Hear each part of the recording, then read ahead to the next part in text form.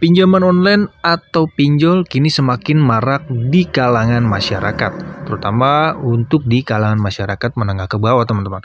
Nah, salah satu resiko ketika kalian telat bayar atau gagal bayar adalah adanya debt collector lapangan yang datang ke rumah. Tapi tenang saja ya, kalian jangan hanya takut masalah DC lapangan ya. Ini adalah beberapa pinjaman online, sebagian itu tidak ada DC lapangan ya. Kalian telat berbulan-bulan bahkan bertahun-tahun tidak disamperin DC lapangan. Nah, kenapa bisa seperti itu? Nah, di video kali ini gue akan membahas alasan nasabah gagal bayar tidak ditagih debt collector pinjol meski tidak bayar hutang berbulan-bulan bahkan bertahun-tahun, teman-teman. Nah, untuk penjelasannya simak video berikut ini. Halo, assalamualaikum warahmatullahi wabarakatuh. Balik lagi di KP Channel seputar fintech dan pinjaman online. Ya, di video kali ini teman-teman gue akan membahas mengenai alasan nasabah gagal bayar yang tidak ditagih debt collector meskipun nasabah tersebut belum membayar hingga beberapa bulan atau bahkan bertahun-tahun tidak membayar. Karena pada dasarnya ya, aplikasi pinjaman online itu sebagian besar memang tidak ada debt collector lapangan ya, namanya pinjaman online. Kalau pinjaman online ya ditagihnya juga harus online, teman-teman. Nah, terdapat sebuah alasan nasabah gagal bayar tidak ditagih debt collector lapangan. Hal ini mungkin membuat beberapa orang bertanya-tanya mengapa tidak ditagih padahal hutang sudah berbulan-bulan atau bertahun-tahun.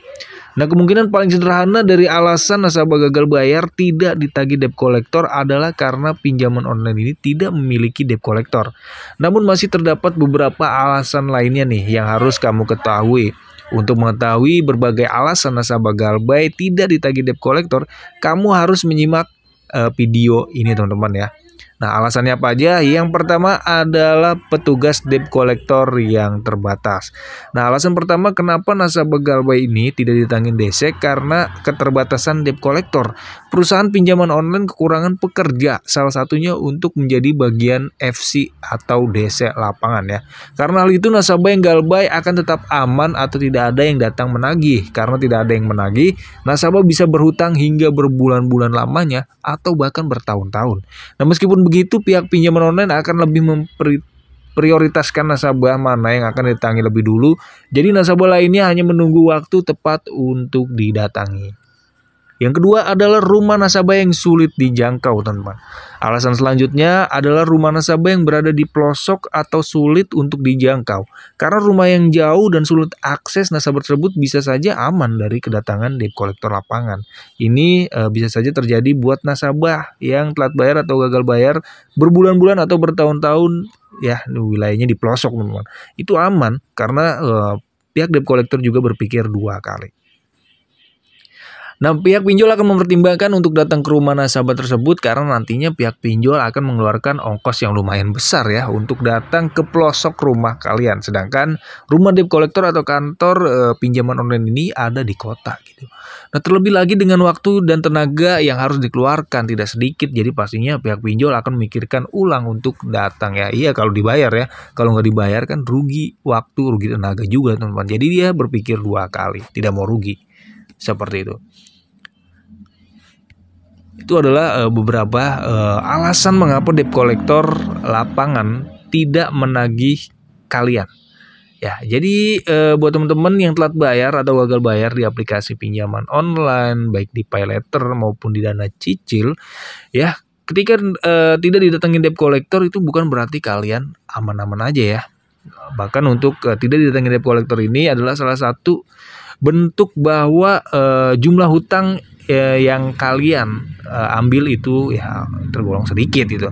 Nah, yang ketiga ini kan jumlah hutangnya sedikit. Alasan terakhir nasabah tidak ditagih debt collector karena nominal hutangnya sedikit. Biasanya pihak pinjol akan lebih mengutamakan nasabah yang memiliki hutang besar.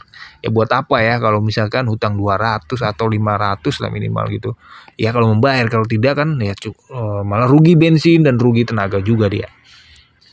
Nah, itu adalah terdapat beberapa alasan mengapa nasabah yang belum membayar hutang tidak didatangi oleh debt collector pinjol. Alasan tersebut sudah diulas di atas secara jelas, namun meskipun begitu bukan berarti nasabah yang mengalami gagal bayar bisa tenang saja. Mereka harus tetap melunasi hutang karena riwayat kredit akan menjadi buruk dan membuat susah mendapatkan pinjaman lagi atau yang dikenal dengan blacklist BI checking.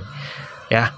Namun karena beberapa alasan seperti di atas, maka debt collector tidak datang untuk menagih, namun hal ini memerlukan kesadaran diri dari nasabah yang memang harus membayar hutangnya gitu. Kalau nggak ada dananya atau nggak ada uang ya nggak usah dibayar gitu, ngapain kan ya, cuma kita malah tambah pusing gitu untuk memikirkannya. Oke, mungkin segitu aja video kali ini, sampai jumpa ke video selanjutnya. Thanks for watching dan salam galbay.